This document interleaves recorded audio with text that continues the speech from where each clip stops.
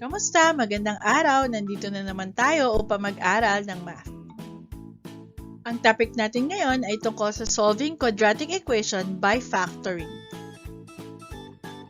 Reviewin muna natin na ang quadratic equation ay isang equation kung saan ang highest exponent natin ay 2. Isang example natin yung 3x squared plus x minus 1 equals 0. Kung saan ang 3x squared natin ang ating quadratic term, ang x naman natin ang ating linear term, at ang negative 1 natin ang ating constant. Ang quadratic equation ay maaaring ma-solve gamit ang factoring. Kailangan nating sundan ang mga procedure. Una, kung ito ay hindi nakasulat sa standard form, kailangan natin itong isulat or ilipat sa standard form. Pangalawa, ifa-factor natin yung quadratic expression. Pangatlo, i-apply natin yung zero product property kung saan isi-set natin yung bawat factor ng quadratic expression sa zero. At pang-apat, isosolve natin at i-check kung tama ba ang ating solution. So let's have our first example. Find the solution of x squared plus 9x equals negative 8. So, ang una natin gagawin ay ilipat ang quadratic equation na ito into standard form. Magagawa natin ito by applying the addition property of equality, kung saan kung ano ang in-add sa kanang side ng equation, yun din ang i-add sa kaliwang side.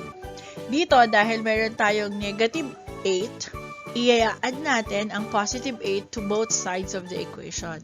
Thus, you will have x squared plus 9x plus 8 equals 0. So, mula dito, ifa-factor natin yung quadratic expression. Magagawa natin to by making two sets of parentheses and equating it into 0. Yung x squared, ifa-factor natin. So, ang factor ng x squared ay x at saka x. Ngayon naman, ifa-factor natin yung 8, kung saan kapag pinag-add natin sila, ito ay magiging 9. So, that will be 8 and 1. At dahil parehas silang positive, ang sign nila ay parehas ding positive. Ngayon naman, i-apply na natin yung zero product property, kung saan iseset natin to 0 yung dalawang factor. So, una natin iset yung x plus 8 equals 0. Gagamitan ulit natin ang addition property of equality. Therefore, ang sagot natin is x equals negative 8. Sunod naman nating iset sa 0 yung x plus 1 equals 0.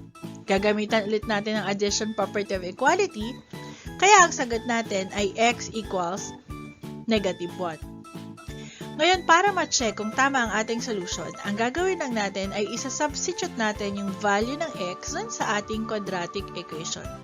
So, ang ating quadratic equation ay x squared plus 9x equals negative 8. Kapag sinubstitute natin yung negative 8 sa lahat ng x, magiging negative 8 squared plus 9 times negative 8 equals negative 8. And then, isi-simplify natin, ang negative 8 squared ay equal sa 64 at ang 9 times negative 8 naman ay equal sa negative 72. Ngayon, isi-simplify pa natin siya. 64 minus 72 equals negative 8. So, makikita natin na nag-equal ang ating equation. Therefore, x equals negative 8 is one of the solution. Ngayon naman, isubstitute natin yung negative 1 sa ating quadratic equation.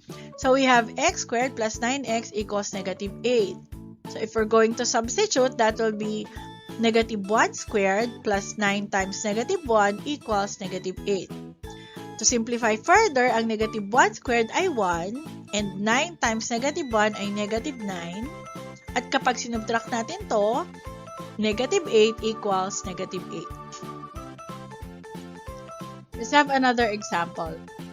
Kung isasolve natin ang x squared minus 9 equals 0 by factoring, dahil ito ay difference of two squares, pwede natin siya i-factor sa pamamagitan ng paggawa ng two sets of parentheses, then equating it to 0.